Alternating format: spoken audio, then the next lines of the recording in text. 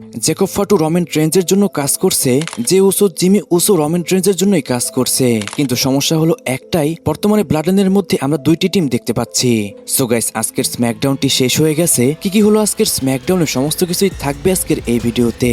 আজকের স্ম্যাকডাউনের শুরুতে আমরা যে উসো জিমি উসো কোরিরোসকে দেখতে পাই ব্যাকস্টেজে। সেখানে যে উসো কোরিরোসকে বলে, আজকে আমি কিং অফ দ্য রিং টুর্নামেন্টের জন্য ফাইট করব। আজকে যদি আমি উইন করি তাহলে ফুল টুর্নামেন্ট আমি উইন করব, তারপরে আমি তোমাকে চ্যালেঞ্জ করে দিব। কোরিরোস বলে, সবাই এই টাইটেলটিকে ডিজার্ভ করে, কিন্তু তুমি king of the ring tournament win করে নিজের সিদ্ধান্তে কাজ করো, রমেন রেঞ্জের সিদ্ধান্তে কাজ করো না।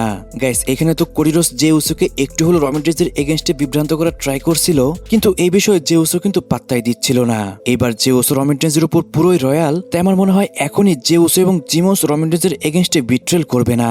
তারপর শার্লেট ফ্লেয়ার ভার্সেস সোল রুখা ভার্সেস লাইরা ভলকিরিয়া ভার্সেস জেট কারগিলের মধ্যে কুইন অফ দ্য রিং টুর্নামেন্টের জন্য কোয়ালিফাই ম্যাচ শুরু হয়ে যায়। ম্যাচটিও মোটামুটি ভালোই ছিল। আর গাইস, এই ম্যাচটার মধ্যে শার্লেট ফ্লেয়ার অসাধারণভাবে উইন করে যায়, আর সে চলে গেল নেক্সট রাউন্ডে। তারপর ব্রি বেলা পেজ ভার্সেস ফ্যাটাল ইনফ্লুয়েন্সদের মধ্যে WWE women tag team championship match শুরু হয়ে যায়। গাইস, খুবই নরমাল একটা ম্যাচ ছিল, আর এটা মনে হচ্ছিল না যে এটা একটা ট্যাগ টিম চ্যাম্পিয়নশিপ ম্যাচ। ম্যাচের মধ্যে ব্রি বেলা এবং কি পেজ উইন করে যায়, এবং কি তারা তাদের টাইটেলকে রিটেন করে নেয়। তারপর সেমিজেন রিং এ আসে। সেমিজেন রিং এ এসে অডিয়েন্সের কথা বলে। সেখানে সেমিজেন বলে, গত এক মাস ধরে আমি ইউরোপে ছিলাম, সেখানকার অডিয়েন্সরা আমাকে অনেক বেশি সাপোর্ট করেছিল। সেখানকার অডিয়েন্সরা দাঁড়িয়ে থেকে আমাকে সাপোর্ট করেছে। আমি তোমাদের এবং তাদের মধ্যে কম্পেয়ার করছি না, কিন্তু তারপরও আমি তোমাদেরকে বলছি, আমি তোমাদের লাস্ট রিয়াল গুড গাই। তোমরা চাইলেই আমাকে দাঁড়িয়ে থেকে সাপোর্ট করতে পারো বা আমার জন্য কাঁদতেও পারো। আর গাইস, তারপরে কিন্তু সেমিজেন তার নতুন একটি টি শার্ট সবাইকে দেখায়। সেই টি শার্টের মধ্যেও কিন্তু লেখা ছিল লাস্ট রিয়াল গুড গাই। তারপরে সেমিজেন কোরিরোসকে রিং আসতে বলে। আর গাইস, তারপরে আমরা দেখতে পাই সেখানে চলে আসে কোরিরোস রিং এ আসার পরে সেমিজেন আবারও বলে, সে বছরের পর বছর ধরে কোরিরোসকে সাহায্য করে যাচ্ছে, বারবার এগিয়ে এসেছে কোরিরোসকে সাপোর্ট করার জন্য, কিন্তু তারপরও কোরিরোস তাকে দাম দেয়নি। বর্তমানে আমার উপর কোরিরোস অনেক বেশি রেগে রয়েছে, আর আমাকে সে পৃথিবীর সব থেকে খারাপ মানুষ বানিয়ে দিয়েছে। এর কারণ হচ্ছে গুন্থারের এগেনস্টে আমি তাকে হেল্প করিনি, কিন্তু পরের বার ঠিকই তাকে আমি সাহায্য করেছি। এরপরও কোরিরোস আমাকে দাম দিচ্ছে না। ব্যাপারটা এখন আর দুর্ঘটনার মতো লাগছে না, বরং ইচ্ছাকৃত লাগছে আমার কাছে। কোরিরোস বলে, সেমিজেন তুমি কি ব্যাখ্যা করতে চাচ্ছ সেটা আমি বুঝতে পারছি না। তুমি যে টি শার্টটি পরে এসেছো এবং কি তার মধ্যে যা লেখা রয়েছে, এই সম্পর্কে আমি সব থেকে বেশি বিশ্বাস করি। সেমিজেন তখন আমাকে সাহায্য করেছিল যখন কোরিরোস তার জীবনের সব থেকে বড় রেসেলমেনিয়াতে তার স্টোরিকে ফিনিশ করেছিল, আর বর্তমানে আমরা যেটা করছি এটা মোটেও উচিত হচ্ছে না।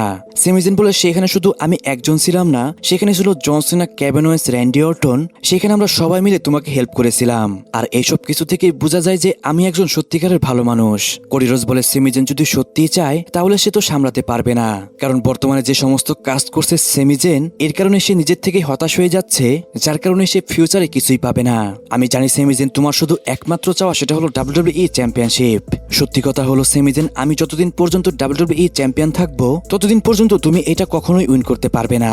গাইস, এই কথাটি শুনে সেমিজেন অনেক বেশি রেগে যায়। সে একটা চর মেরে দেয় কোরিরোসকে।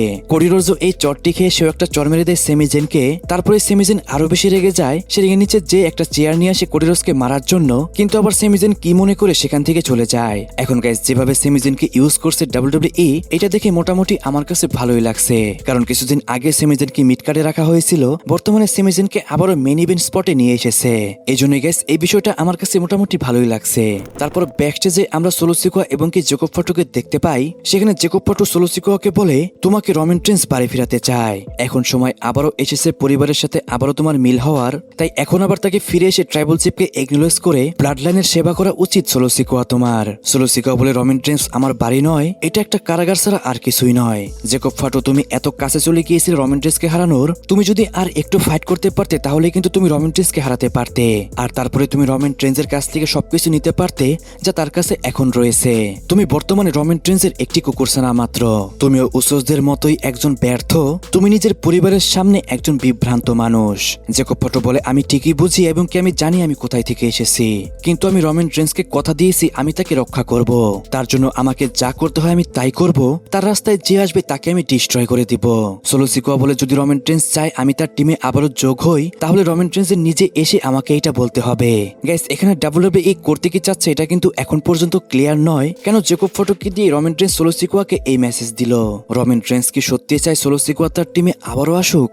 গাইস, এ সম্পর্কে তো কোনো কনফার্ম নিউজ এখনই নেই, হতে পারে সামনে এই বিষয়ে আমরা জানতে পারবো। তারপর এক্সিয়াম ভার্সেস রে ফিনিক্সের মধ্যে একটি 1-on-1 ম্যাচ শুরু হয়ে যায়। হাই ফ্লাইং একটা ম্যাচ ছিল এবং কি ছোট একটা ম্যাচ ছিল, আর বলতে গেলে ম্যাচটা মোটামুটি এন্টারটেইনিং ছিল, যেখানে Rey Fenix Mexican muscle buster hit করে এবং কি সে এই ম্যাচটার মধ্যে উইন করে যায়। তারপর আমরা ব্যাকস্টেজে গুন্থার এবং কি নিকোলডিসকে দেখতে পাই, সেখানে গুন্থার নিকোলডিসের কাছে বলে নেক্সট উইক কোডিরোস এবং কি আমার মধ্যে যে WWE চ্যাম্পিয়নশিপ ম্যাচটি হবে সেই ম্যাচের মধ্যে আমি চাই সেমিজেনকে স্পেশাল গেস্ট রেফারি হিসাবে, কারণ সেমিজেনই লাস্ট রিয়াল গুড গাই, তার থেকে ভালো এই কাজটা আর কেউ করতে পারবে না। নেক্সট উইক যেহেতু কোডিরোস এবং কি গুন্থারের মধ্যে WWE আনডিসপিউটেড চ্যাম্পিয়নশিপ ম্যাচ হবে, সেই ম্যাচের মধ্যে সেমিজেন হবে রেফারি, আর গাইস মনে হচ্ছে সেখান থেকে ঝামেলা আরো শুরু হতে পারে। তারপর ট্রিক উইলিয়াম, কারমেলো হেয়েস এবং কি রিকি সেন্টের মধ্যে আমরা একটি ব্রল দেখতে পাই। প্রথমে তাদের মধ্যে একটি প্রোমো এর চলে, তারপরে তাদের তিনজনের মধ্যে আমরা ফাইট দেখতে পাই, যেখানে ট্রিক উইলিয়াম সবাইকে ডিস্ট্রয় করে দেয়। আর গাইস বলতে গেলে এটা একদমই উল্টাপাল্টা একটা সেগমেন্ট ছিল। একদিকে রয়েছে ওবাফেমি, যাকে কিনা রকেট পুশ করছে WWE, রিমার রয়েছে ওবাফেমি সামারস্ল্যামে ব্রক লেসনারকে হারাবে এবং কিছু রমেন রেঞ্জের কাছ থেকেও টাইটেল নিয়ে যেতে পারে। যদি সত্যি এমনটা হয় তাহলে আমি বলবো এর থেকে খারাপ আর কিছুই হতে পারে না। গাইস এ সম্পর্কে আপনার কি মতামত সেটা কিন্তু অবশ্যই কমেন্টে জানাবেন। তারপর Tiffany স্ট্র্যাটন, Chelsea green versus Mitchell এবং কি বিফেবের মধ্যে একটি ট্যাগ টিম ম্যাচ শুরু হয়ে যায়। খুবই নরমাল একটা ম্যাচ ছিল, যেখানে কিনা মিচেন এবং কি বিফেব উইন করে যায়, কিন্তু ম্যাচ শেষ হওয়ার পরও টিফিনি তাদের উপর আবারও অ্যাটাক করে। তখনই সেখানে জেড কার্গিল চলে আসে এবং কি টিফিনি স্ট্র্যাটনকে একদমই ডিস্ট্রয় করে দেয়। তারপর আজকের মেইন ইভেন্টে জে উসো ভার্সেস এলে নাইট ভার্সেস রয়েস কিস ভার্সেস ফিন বেলারের মধ্যে WWE king of the ring টুর্নামেন্টের জন্য কোয়ালিফাই ম্যাচ শুরু হয়ে যায়। সত্যি কথা বলতে অসাধারণ একটা ম্যাচ ছিল, আর এই ম্যাচটি কিন্তু কোনোভাবেই একটি পেলিতে যে ম্যাচ হয় তার থেকে কোনো অংশে কম নয়। ম্যাচের মধ্যে আমরা সোলো সিকোয়া, জিমি উসোকে ইন্টারফেয়ার করতে দেখতে পাই। ম্যাচের একটি মোমেন্টে রয়েস কিস তার ফিনিশার হিট করে এলে নাইটকে, তখন রয়েস কিস পিনফল করছিল। সেই মুহূর্তে জে উসো তার স্প্ল্যাশ হিট করে রয়েস কিসের উপরে, তারপরে জে উসো রয়েস কিসকে পিনফল করে এই ম্যাচটার মধ্যে উইন করে যায়। এরই মাধ্যমে জে উসো কোয়ালিফাই হয়ে গেল। কিন্তু গাইস আমার এখানে খারাপ লাগলো এলে নাইটের জন্য। তাকে তো প্রত্যেকটি ম্যাচের জন্য অনেক ভালো প্রিপেয়ার দেখায় WWE, কিন্তু লাস্টে গিয়ে সে হেরেই যায়। গাইস এরই মাধ্যমে আজকের স্ম্যাকডাউনটি শেষ হয়ে যায়। গত সপ্তাহের স্ম্যাকডাউনের থেকে আজকের স্ম্যাকডাউনটি আমার কাছে মোটামুটি ভালোই লেগেছে। আপনার কাছেও আজকের স্ম্যাকডাউনটি কেমন লেগেছে সেটা কিন্তু অবশ্যই কমেন্টে জানাবেন। আর গাইস যারা কিনা সবসময় রেসলিং নিউজ জানতে চায় তারা কিন্তু আমার ফেসবুক পেজটি ফলো করতে ভুলবেন না।